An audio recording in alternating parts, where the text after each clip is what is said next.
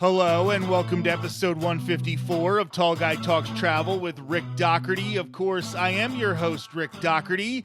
My good friend and co-host, Sarah Says, is back on the show today for the first time in 2024. If you are planning a trip to Walt Disney World in the coming year, Sarah and I are going to pick the 5 best times to visit. Crowds are starting to reach and even surpass, in some cases, the levels they were at before the pandemic. We don't want you waiting in all those lines, and we think we can help you avoid that. Before we get started, one of my New Year's resolutions is that this will be the year this channel takes a giant leap. In 2021, we found our footing and developed a style.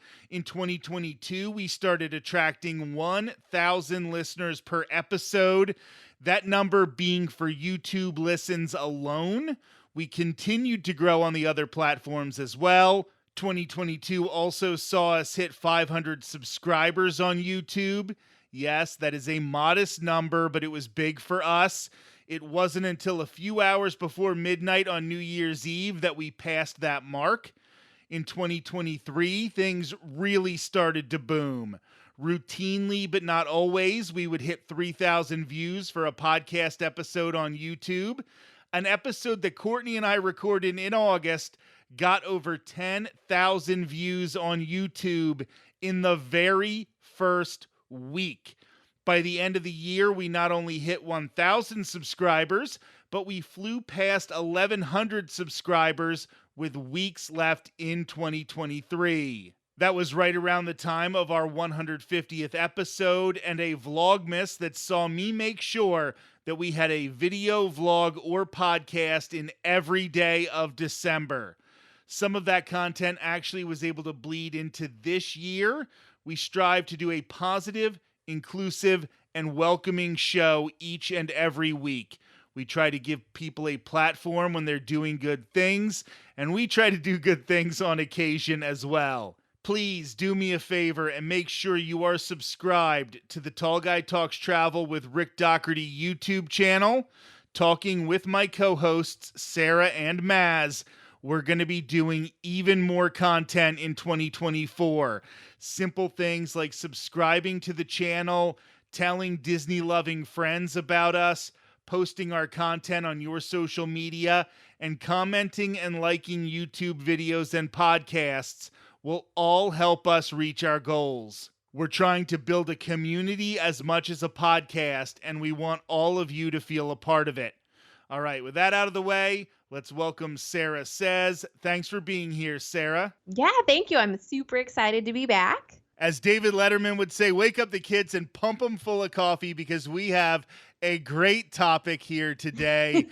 I know that I recently changed passes to save a little bit of money. I recently changed my AP to be the one that has blackout dates. So when the holiday season was passing just recently, I was not able to go to the parks, and boy, was I happy about that. Of course, you being all the way over in Seattle, you also could not be at the parks, and we were watching the wait times. Whew. So I'll tell you what, first we're going to talk about how busy it got in December of 2023, but then we're going to turn the topic to this year, 2024, and we have picked 5 times that we think it would be advantageous to visit Walt Disney World because, spoiler alert, the week of Christmas ain't it. No, absolutely not. Absolutely not. So first of all, Sarah, what were you thinking when you saw some of these wait times this holiday season? I think the 29th, December 29th, was the busiest that Magic Kingdom had been since the pandemic closures of 2020. Yeah. So as you see this coming back, like, what are you thinking? And would you, as a vacationer, I understand you only get a certain amount of time off from work. Right. But even though you only get that time off of work, would it even be worth it for you to go to Disney when it's that crowded? Absolutely not. Absolutely. I have like hard pass. I just looking at the wait times for how much money it costs to go to Disney. I do not want to spend my entire day and only get to ride like 2 rides or 3 rides because I'm waiting in these lines. And then not only that, I've seen TikToks and pictures and videos of the crowds to wade through that to get to the next thing. Like that is not my idea of a good time. Like I love theme parks. I don't mind when it's busy, but when it is that busy, it's no, not my cup of tea whatsoever. And you bring up how expensive it is to take a Disney vacation. But the thing about Disney is when it's worse, it's more expensive. Right? Oh my gosh. Yeah. Like I can't even imagine going during the holidays because of how much more expensive it is because it is Christmas time. And I have been to Disney one time during the Christmas season, and it was New Year's Eve, and I was like 15, 16 years old, and we literally left at like 3 o'clock. We were like, no. And there were people waiting because they shut the park down, and there were people waiting in lines to get in for all the New Year's Eve stuff. And we were like, we're just going to go back to family's house and celebrate New Year's. We are not playing this game. I know. I saw pictures from Epcot on New Year's Eve, and I guess it's kind of like Times Square, where if you decide I'm going to do this thing once, maybe it would be worth it to just have the experience. I wouldn't be opposed to buying a one-day ticket and going to Epcot on New Year's Eve and just being like, I'm going to be miserable, but it's going to be a storytelling kind of miserable. I can tell everybody about how miserable I was for the next 40 years of my life. Exactly. But some of these days were just so packed. And Genie Plus was getting up to like $40 for the day. No. $40 per person. So your family of 4 was paying $160 for Genie Plus, and then you probably are struggling to get lightning lanes because so many people have it. So one of the problems with Disney is they do this dynamic pricing, which ends up having one of the reasons why the 5 weeks that we talk about later are going to be so advantageous. But when it's bad, it's also more expensive, and that is difficult. Now, I will say, one of my favorite moments in the park, one of my favorite days in the parks, my friend Ken met up with me at Disney's Hollywood Studios on Christmas Eve. It was back when you still had to get boarding groups by getting there before the sun came up at Hollywood Studios for Rise. He met me at like 4:30 in the morning, and we got on Rise by like 8 o'clock, and then we went to Mama Melrose, and then we just ran around the parks being dorky on Christmas Eve, which was super fun, but we all go enough that we didn't have to do anything. So if we decided to just walk around and take pictures of Batuu when it was still the first year of Galaxy's Edge, Rise of the Resistance had been open for less than a month.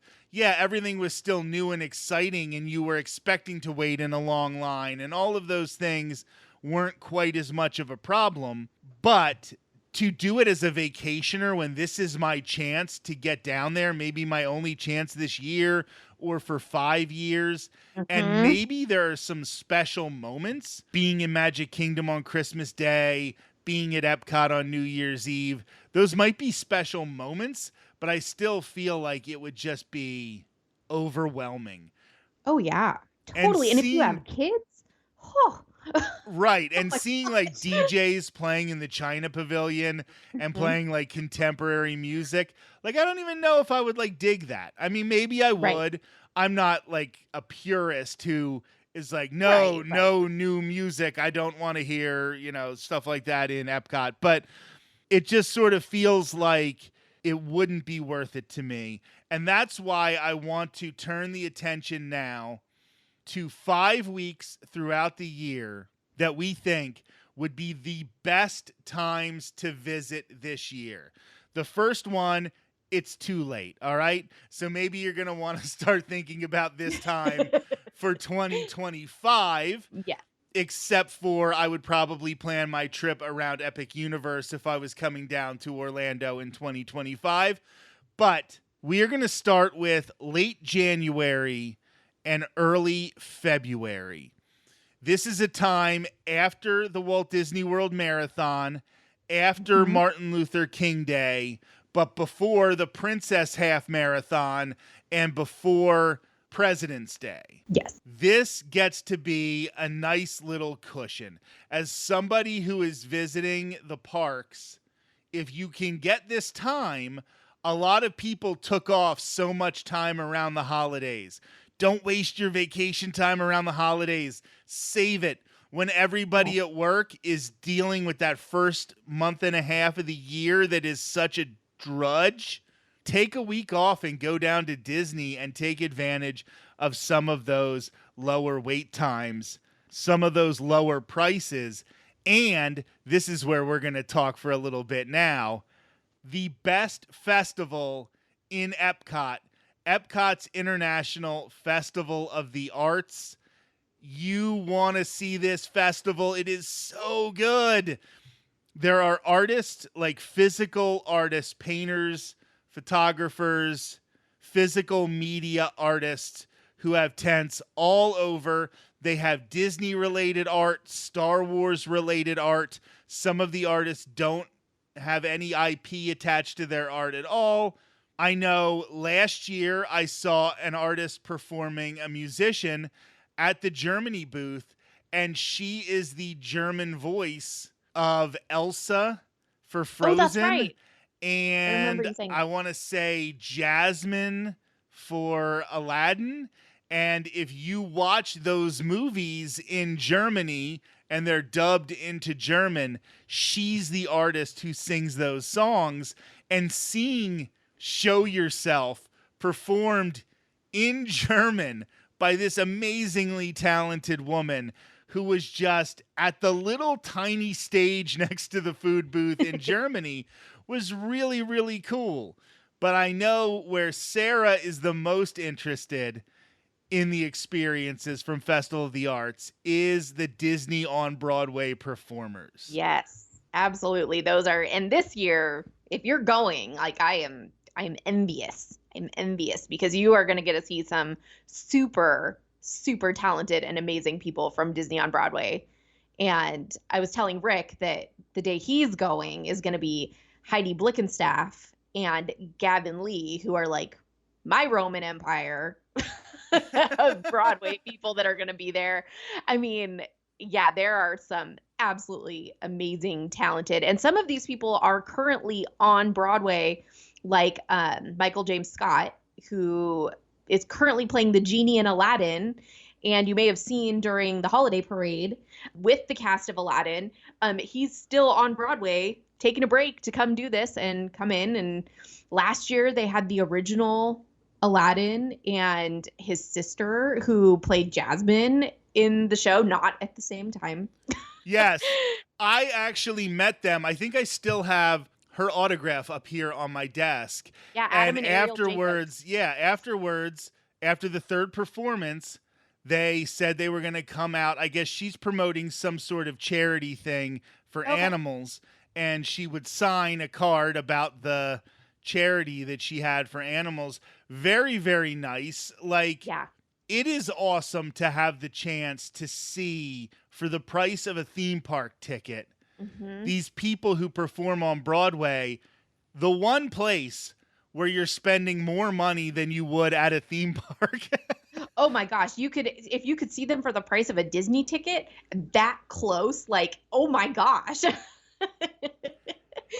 And I know that my co-hosts, Sarah and Maz, are way more into this stuff than I am, but I enjoy seeing people who are just super talented, and I love to see people express themselves. So even though Broadway maybe isn't my thing, I love to watch these performers and know that, like, I'm getting this experience in between the booth at Morocco and the booth in Germany. Like, I'm just as part of my theme park day, seeing these amazing performers. And like you said, the one guy I'm going to be seeing next Tuesday was the original Bert from the Mary Yes, Poppins from musical. the London cast, and then they moved him over, and not Disney related. He also played Squidward in SpongeBob the Musical, if you are interested in SpongeBob. We all know how big of Mary Poppins fans all of us Yeah, are on the show. Like, I absolutely. think it's all of our favorite movie, Disney movie anyway. And just seeing him perform is going to be very special. And seeing these artists who have visual mediums that have a style that you particularly like, and then Hmm. maybe getting the chance to meet them and talk with them. I have this Merida painting that is signed by the artist who did it. Her name is Heather Edwards. And this Merida painting is beautiful. It is awesome. I have a Mr. Toad's Wild Ride painting that was signed by the original artist. Like, I just happened to That's so meet cool. him at the Art of Disney store in the American Adventure, you know? Yeah. It's really a cool event, and it is at a time, for the most part, there's President's Day weekend, there's some of these other times, but for the most part, it is not a busy time of the year. So that is definitely a time I would suggest heading to Walt Disney World one of the weeks. Now, number 4 on our list might be a little bit controversial because I do think there are people who, A, think that Halloween starts way too early, and Me. B, are going to say that it is way too hot. But Fair. people are going back to school. They don't like to take off the first few weeks of school. And you can get to see some of the Halloween decorations. You Hmm. can get to go to Mickey's Not So Scary Halloween Party. And some of those parties are priced a lot less than some of them in late September and October. So I'm talking about the last couple weeks of August. Yes. Yes, it is hot. It's also hurricane season. It is So it can be also very wet hurricane too. season, which can sometimes work in your favor if True. they're expecting one and it doesn't arrive. And Yep. all of a sudden, Flight of Passage is a 7-minute wait because That's as long as it takes everybody you to get through the queue. chickened out on it. Right. It takes you 15 minutes to get through the queue, but it's right. You don't wait at all anyway. Um, that's a good point. It can be a little overbearing because of the weather. But this is also when Courtney and I have our anniversary. Hmm. So we end up going to a lot of restaurants during this time. We like to do something a little maybe fancier, a little more classy. And it's a lot easier to get reservations to things like California Grill, Cinderella's Royal Table. Some of these harder to get reservations, they start to become available a little more often. It's not the best time. Like, we just have it at number 4, and I think we only have the other one at number 5 because it's coming up here and you can't really take Too advantage soon. of it. But this is an okay time to come if you are going to be here. Hmm. If you have to come, and if you are looking for mainly not having oppressive crowds, you have to pick and choose wisely. Yes. The other one that I am going to say that is very similar to this, where the weather could start being oppressive, but usually is still okay, is May. People don't like to take their kids out of school right before school is about to end for the year. You got finals, you have the end of spring sports, you have a lot of different things converging to make that a time period, especially in late May, where people don't necessarily want to be in the theme parks. But like I said, this is when it can start to get very, very hot. So you have to take my advice with a grain of salt here. Have you ever come at any of these times that we've mentioned so far? No, I have not. I've come a little after August. And that's the only time we've ever come because that's when our birthdays fall. And for another reason that we'll be mentioning coming up. But no, I have not. I'm trying to think. Because I believe I've been then and then. Oh, you know what? I've been over spring break as well. But that was before May. So I um feel spring break is a nightmare. I have yeah. gone I was a lot younger then. as a vacationer over spring break because I went on a spring training vacation when I Mm-hmm. was in my mid 20s, and the parks weren't like our main focus. Yeah. So it wasn't really bothersome that they Yeah. were so busy. Well, I feel like May would be good too because you have things that refurbishment seems to happen during a lot of the slower times. But May, they're getting ready to ramp up for summer people. Right. So So not a lot is things are open. closed. That is Yeah, correct. which is Yeah. great. That is a good point. So we are now going to move on to number 2. And number 2 is going to be almost a 2A and a 2B because free dining was announced here for 2024. Why don't you tell everybody quickly about free dining and when it lasts? And you have done it. So why Oh don't yeah, you talk a little bit about why you like it so much? right. I feel like I'm in the minority for free dining, but every time we have gone, minus when I was a kid, we do free dining because it saves us so much money. Like when we go, because we're flying across the country.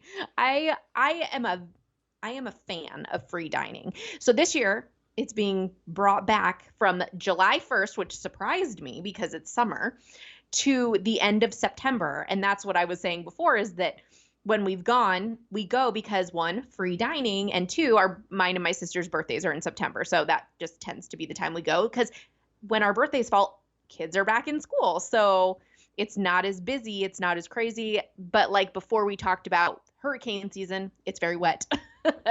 But the free dining is great because I haven't looked, to be honest, at the super details of it yet, besides just the dates.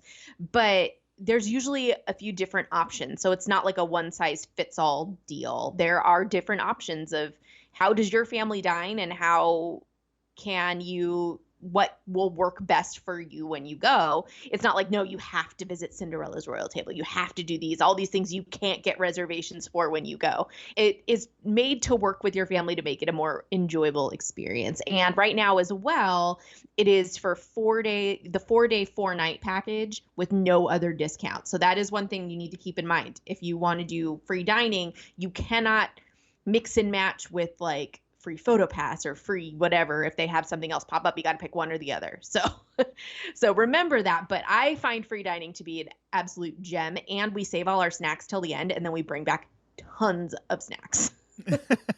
So the one thing you have to look at here as a former travel agent when I would talk to people about free dining is you have to make sure, A, that eating in the theme parks or eating at the resorts is important to you, that you want to enjoy these restaurants. If you're a person who is just, I want to go ride to ride to ride to ride to ride and just throw a Subway sub in my backpack, Yeah, then you might not want it. exactly. The issue with it, like you said, is there are no other discounts. So there could be a room only discount that would make it not worth it for people. Also, you're talking about annual pass holders, and Yes. then that gets into a whole thing about, they're not buying park tickets, so then it might not be part of their package. And if one annual pass holder's going, but everybody else is not an annual pass Right. holder, then yeah, it gets to be a real pain in the backside to plan some of this stuff. But if you're somebody like Sarah and the restaurants in the parks really interest you and you want to try a bunch of different things and you like to take it maybe at a slower pace, like you're going to hit your rides, but you like to take that midday break, and instead of Yep. going back to the hotel, you stay in the parks and you go to the Plaza restaurant and you sit down for an hour and a half. So there are times when this is a beneficial experience. Now, getting back to just September in general, it kind of has some of the same benefits as the last 2 weeks in August because you're already getting Mickey's Not So Scary Halloween Party. You're getting the Halloween decorations. Now, what's better is sometimes the weather starts to get a little more okay. You might get those 1 or 2 days on your vacation where you have to put on a sweatshirt at night at Epcot. And that's one of the reasons that I think September, and the crowds are even lower than the end of August. So this is a prime time to visit. I'm going to say 2A is the first week of October. Now, you might be saying, well, this is the same as saying September. But I want you to understand that you don't get free dining the first week of October. It ends the last day of September. But what I like about the first week of October, if free dining doesn't appeal to you as much, is that you get Walt Disney World's birthday on October 1st.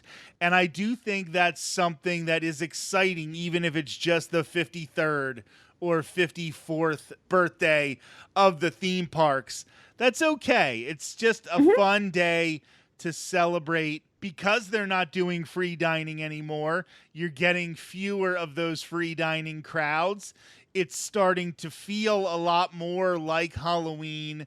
So now that it actually is October, if you want to go to a Mickey's Not So Scary Halloween party, it doesn't feel as ridiculous. But you can also, if you really want to hop over to Universal and do Halloween Horror Nights, that's now in full gear. The weather getting even more reasonable. There's just a lot of reasons why I like that first week of October. My last 2 vacations to Walt Disney World before moving to Florida were both that first week of October, and I have always loved it. So just something to keep in mind. Free dining all September, but you don't get any other discounts. First week of October, you might get some other discounts, and then just pick up a Subway sub and throw it in your bag and have it at some point during the day. Now we are going to move on to the number one, and there are no honorable mentions. We stretched to just have 5. We really had to figure out how to get 5 here because, like we said, the parks are getting busier and busier. But I think personally, in my humble opinion, the best week to go to Walt Disney World, and I was there for a mini vacation back in 2023, is the week after Thanksgiving. It was almost empty in the theme parks. It was unbelievable how manageable the parks were at this time. Annual pass holders no longer blacked out from the Thanksgiving holiday, so we could go back. It was our first chance to experience Festival of the Holidays for the year because it does start during the blackout period. But then we could check out Festival of the Holidays at Epcot.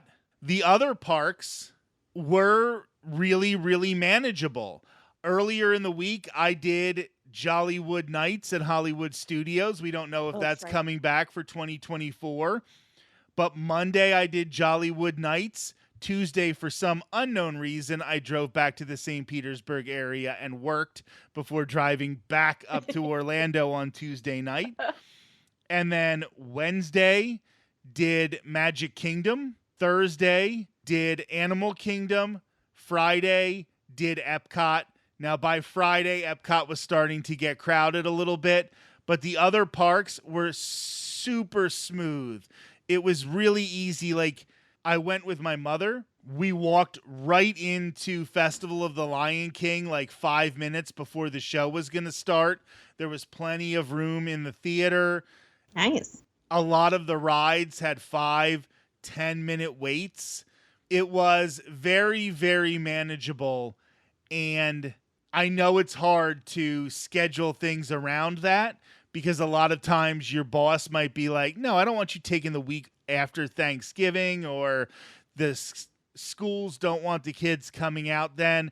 But if you can make that work, that is a really, really good time to go, I think. Yeah, or if you have a job that, like, almost every one of my previous jobs, blackout dates that you could not request off were over Thanksgiving, over Christmas, like you could not. So it's like, oh, sweet. So I wasn't allowed to go then, but now I can go on vacation. Or in our case, we homeschool, so we can go whenever we want.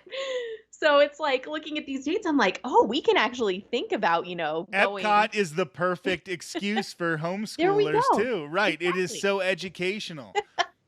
Hall of Exactly. Presidents, you get to see all 45 of them. Because my 8-year-old that's exactly what he wants to do with his time. Listen, you stand him outside and you say, listen, I understand it's going to be boring, but this is the excuse we can use. Right. This is how we can make that happen for you. Exactly. And then we'll go ride Big Thunder Mountain Railroad. Yeah. You're going to learn about the West today, kid. Right. So, looking forward to 2024, I am thinking we're going to continue to see this rise in attendance at the parks. I know people were wondering there for a while if Disney was in trouble, but I think we have seen that that is not the case. They're going to be opening Tiana's Bayou Adventure a little later this year, and I think that is going to bring a lot of people to the parks. That's going to be very, very packed. We are continuing to see more and more open up in Epcot. We now have Moana's Journey of Water. We have the Walt the Dreamer statue and that open space in Epcot, which is good because if they're going to continue to let more and more people in, let's have more and more space. Yes. I really would like that to happen as well. And I just think they're getting ready to continue to plus these parks. And people are going to be going. And then in 2025, like I mentioned very, very briefly, a whole new theme park in the Orlando area with Universal's Epic Universe is going to change the dynamic incredibly. So there is definitely a lot to look forward to in the year. If you want to sneak in and try to see these things with some shorter wait times, those are 5 weeks or 5 time periods that we think you might have the best chance. So, Sarah, thank you so much for being back on the show, and I'll talk to you soon. Thank you so much. This has been episode 154 of Tall Guy Talks Travel with Rick Doherty. Join us next week when my other wonderful co-host, Maz from Chicago, will be here to get a little more controversial. Disney, for all we love it, has a perception problem. It fumbles public relations a lot and gets in trouble for those missteps on a regular basis. Maz and I are going to take a deep dive into those perception issues. Here's a little of what you can expect. Disney has this perception as this family company and this brand for children. And Universal doesn't have that at all. So whenever Disney does something that certain people perceive as controversial, it's always, what about the kids? Oh my God, you're corrupting the youth and things like that. And Universal doesn't have that standard. Universal can make missteps. Universal can have Horror Night merch and Horror Night props go up in the park during the daylight hours. And no one cares about the fact that it might scare their 7-year-old. It's just not something that's ever talked about because people don't see Universal as a company that has to guide their children morally throughout their lives. That will be next Thursday on Tall Guy Talks Travel with Rick Doherty. Until then, have a great week.